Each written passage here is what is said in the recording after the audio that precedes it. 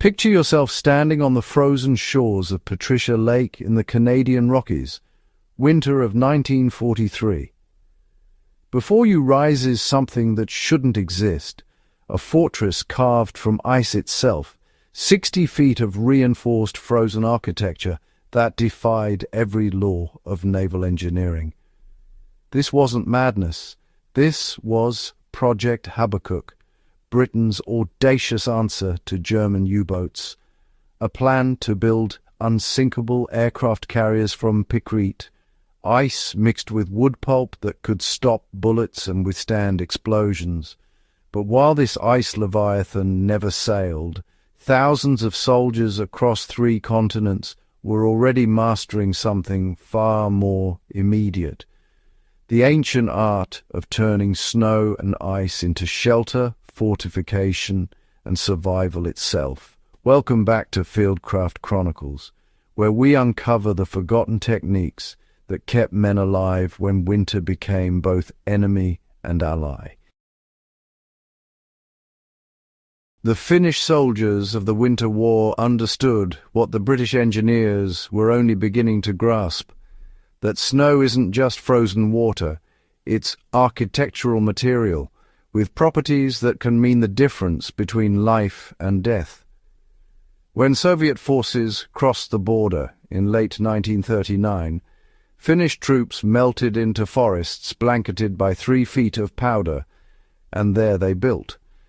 Not tents, not dugouts, but lumilina, snow fortresses that existed in perfect camouflage against white landscapes. Experienced woodsmen would select locations where natural drifts had compacted snow to optimal density, then carved chambers with walls 18 inches to 3 feet thick. The technique required reading the snow like a manuscript, understanding how wind-packed crystals bonded differently than fresh powder, knowing that the blue-tinted layers beneath the surface held structural integrity that white fluff never could.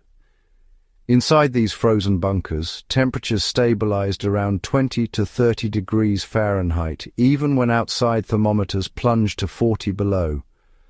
Soldiers carved entrance tunnels below the main chamber level, creating cold sinks that trapped frigid air away from living spaces. They lined floors with spruce boughs cut in specific patterns, laid perpendicular to create air gaps that prevented body heat from melting the foundation. Small vent holes, punched through the ceiling, allowed moisture to escape without creating drafts. When artillery began falling, these snow fortresses revealed their true genius. High explosive rounds that would shatter concrete simply compressed the snow, which then re-expanded, absorbing shock waves that would have killed men in conventional bunkers. Geoffrey Pike's pickrete emerged from desperate necessity and brilliant observation. When he mixed sawdust and wood pulp into ice at 14% by weight, he created a composite material that behaved unlike anything military engineers had encountered. The cellulose fibers interrupted ice crystal formation, creating a matrix that distributed stress across thousands of tiny interfaces.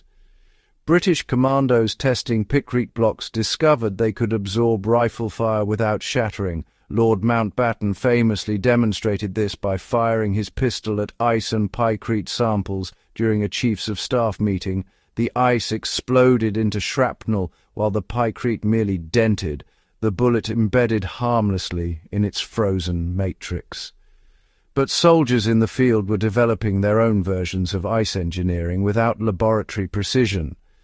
German troops retreating through Norway learned to spray water over log bunkers during sub-zero nights, building up laminated ice shells that turned wooden structures into fortified positions. The technique required exact timing. Spray too much and the weight would collapse the roof. Too little and gaps would allow shrapnel penetration. In the Italian Alps, American mountain troops of the 10th Division carved observation posts into glacial ice faces, creating positions invisible to enemy forces scanning for the rectangular geometry of man-made structures. Every snowflake that falls creates a historical record, and, soldiers who learned to read that record gained advantages that transcended mere shelter. Fresh powder that squeaked underfoot at 40 below signaled dry conditions, good for construction but, honestly, deadly for water procurement. The wet, heavy snow that fell near freezing packed beautifully for building but soaked through clothing, creating hypothermia risks that killed as surely as bullets. Experienced Arctic fighters developed an almost supernatural ability to assess snow conditions by sound alone. The hollow whump of unstable layers settling warned of avalanche danger on mountain approaches.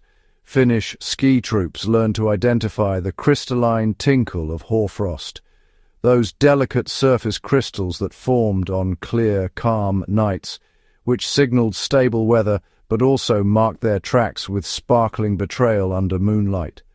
Water procurement in frozen environments became a calculated science.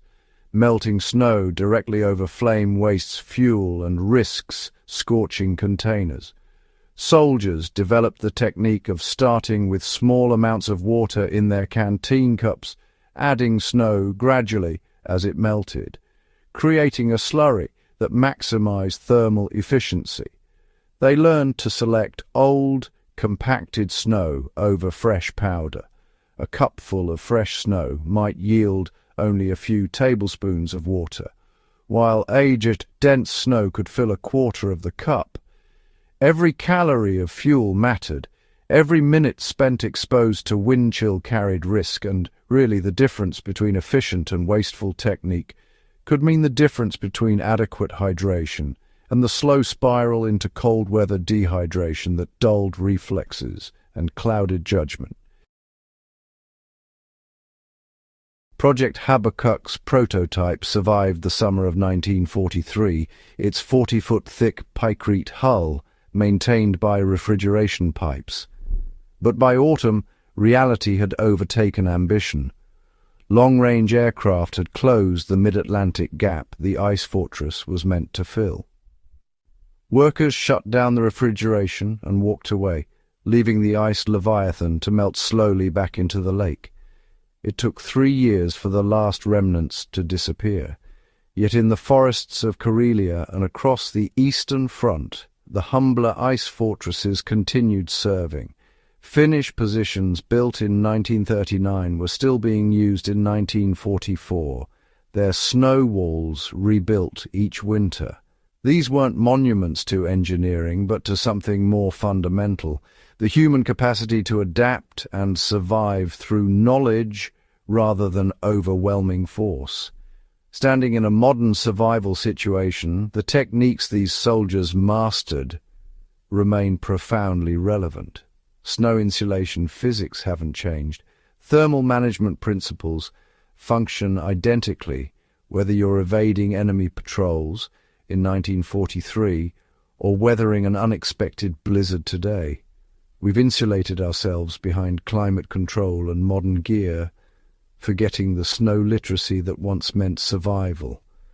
When those systems fail, and in the backcountry they eventually do, the knowledge carved into frozen bunkers becomes immediately, urgently contemporary. If these stories resonate with your preparedness journey, go ahead and subscribe to Fieldcraft Chronicles and share this video with others who understand that history's hardest lessons teach the most valuable skills. The men who built ice fortresses left us more than military history. They left a manual for thriving when winter stops being scenic and starts being survival. Until next time, stay sharp, stay prepared, and remember, the best shelter is the one you know how to build.